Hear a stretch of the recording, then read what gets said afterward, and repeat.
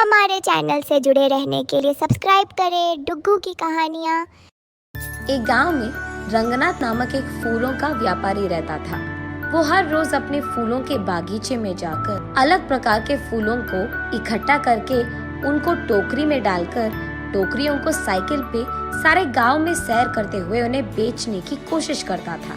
फूल है अम्मा, फूल, अलग प्रकार के फूल है, जल्दी ले लो, ताजे ताजे फूल, ऐसे उनको बेचने की कोशिश करता था। लेकिन ऐसे सारा दिन गांव में सैर करने के कारण रंगनाथ के पैर बहुत दुखते थे। वो एक दिन अपनी पत्नी रामूलम्मा से ऐसे कहता है, हर रोज इस साइकिल पे फूल बेचने की कोशिश कर करके मेरे पैर बहुत दुख रहे हैं। मुझे अब नहीं लगता कि मैं इन फूलों को बेच पाऊंगा। हमारे सारे पड़ोसी खेती ही करके पैसे कमाते हैं, एक सिर्फ आप है जिनको कुछ हटके कुछ अलग करना था, इसलिए शुरू कर बैठे ना फूलों का बागीचा। उन लोगों की कमाई देखो हजारों में है और हमारा देखो कहाँ है। और अब तो तुम्हारा स्थिति भी नहीं है कि तुम फूलों को बेच सके। अब भगवान जाने हमारा क्या होगा, ऐसे कहती है। तब रंगनाथ इस सोच में पड़ जाता है कि इस मुश्किल का हल कैसे मिलेगा। एक दिन वो यही सोचते हुए अपने फूलों की बागीचे में जाता है। तब वहाँ उसका दोस्त राजा राम आता है। कैसे हो रंगनाथ, कैसे चल रहा है तुम्हारा फूलों का व्यापार? क्या व्यापार, क्या चलना, एक फूटी कौड़ी नहीं मिल रही मुझे। क्यों रंगनाथ, ऐसा क्या हो गया? फूल बिक नहीं रहे हैं क्या? फूल भी नहीं बिक रहे हैं और मैं भी उन्हें बेचने नहीं जा रहा।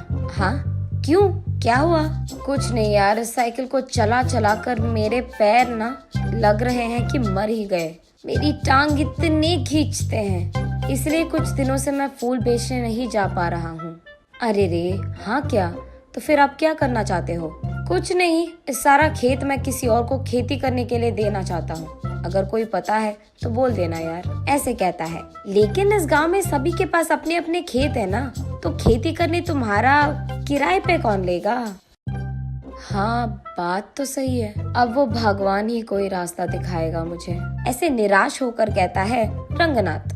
तभी राजा राम को कुछ योजना सूझती है और वो ऐसे कहता है, हाँ, भगवान से याद आया मुझे, मेरे खेत में कुछ दिन पहले एक देवता की मूर्ति मिली थी। उसको मैंने अपने खेत में सड़क के बगल वाले पेड़ के नीचे लगाया है। ओह, तो फिर अब हम क्या करें?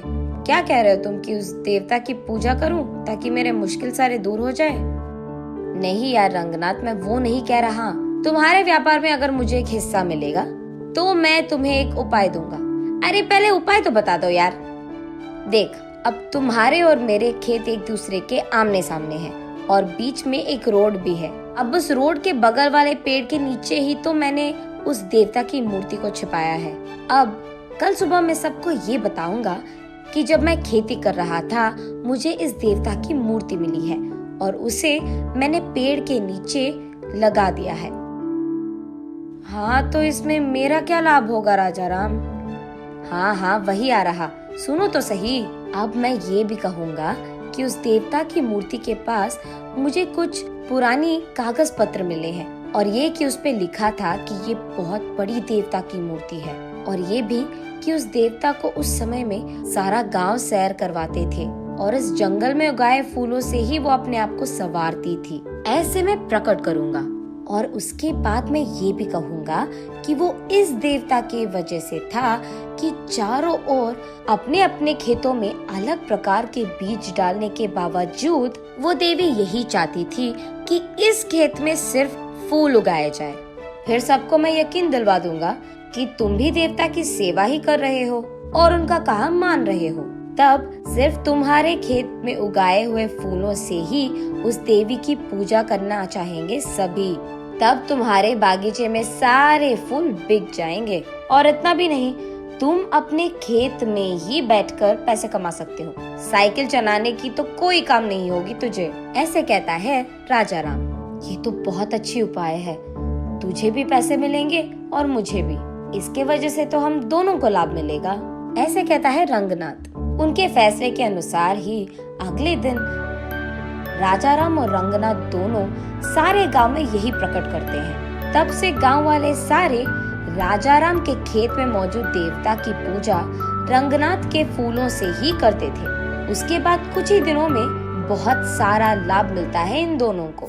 उसके कुछ ही दिनों बाद रंगनाथ की पत्नी रामलम्मा अपनी सहेलियों के साथ जब बात कर रही थी, उसे सुनने में आता है कि उस गांव का जमींदार राजा राम के खेत में बहुत बड़ा मंदिर बनवाना चाहता है, क्योंकि वही देवी भी बाहर निकली थी। उसे ये भी पता चलता है कि इसी कारण वो राजा राम और रंगनाथ दोनों के खेतों को स्वाधीन करना चाहता है। उसके तुरंत बाद रामलम्मा रंगनाथ और राजा राम को ये सब बताती है। अरे बाप रे, लग रहा है कि कुछ भी नहीं बचेगा अभी। अरे यार, तुम टेंशन मत लो, मैं हूँ ना। मुझे पहले से ही पता था कि ऐसा ही कुछ होगा, इसीलिए मैंने पहले ही इसका उपाय सोचकर रख लिया है। अगले ही दिन राजा राम कहता है सबसे कि उसे और कोई पुराने कागज पत्र मिले हैं। तब वो सबसे कहता है कि एक पंडित के समक्ष में वो सबके सामने उस पंडित से पढ़वाएगा कि उन पत्रों में क्या लिखा है। और ये सुनने के लिए गांव वाले सारों को राजा राम के खेत के पेड़ के नीचे मौजूद रहना होगा। इसी बात का डंडोरा पिटवाता है राजा राम। गांव वाले सारे देवी के मूर्ति के पास पहुंचते हैं। तब एक पंडित राजा राम के दिए हुए पुराने कागज पत्र को पढ़ता है। उसमें ये लिखा रहता है कि उस देवता को प्रकृति बहुत अच्छा लगता था। धूप, बारिश और सर्दी से उनको बहुत प्यार था, और इसी जंगल के उस खेत में उगाए हुए फूलों से उनको संवारना भी बहुत अच्छा लगता था। और इतना ही नहीं, जब परिवार के समस्याएं या नई शादीशुदा जोड़ियां उनसे उनकी आशीर्वाद लेते हैं और उस जंगल के फूलों से देवी को पूजते हैं, तब देवी का आशीर्वाद उन्हें मिलता है। यही लिखा है उन पुराने कागज पत्र में। तब सब लोगों को समझ आता है कि देवी के मर्जी के बिना यहाँ मंदिर बनवाना शायद अच्छा नहीं है, इसीलिए मंदिर बनवाने के सोच को फिलहाल रोक लेते हैं, जमींदार के साथ साथ गांव वाले भी। ऐसे राजा राम के उपाय के कारण नई जोड़ियां और परिवार समस्याएं लेकर वहाँ बहुत लोग आते थे और उस देवी की मूर्ति को रंगनाथ के फूलों से पूजते थे। रंगनाथ वही एक फूलों का दुकान खोलता है। अलग प्रकार के फूल और अलग प्रकार के फूलों की मालाएं वहाँ मिलती थी, और उसके वचन के अनुसार ही जितने पैसे वो कमाता था उसमें से एक हिस्सा हमेशा राजा राम को देता था। ऐसे वो दोनों दोस्त एक अच्छे उपाय से उनके सारे मुश्किलें दूर कर देते हैं और खुशी से जीते हैं। हमारे चैनल से जुड़े रहने के लिए सब्सक्राइब करें डुग्गू की कहानियाँ।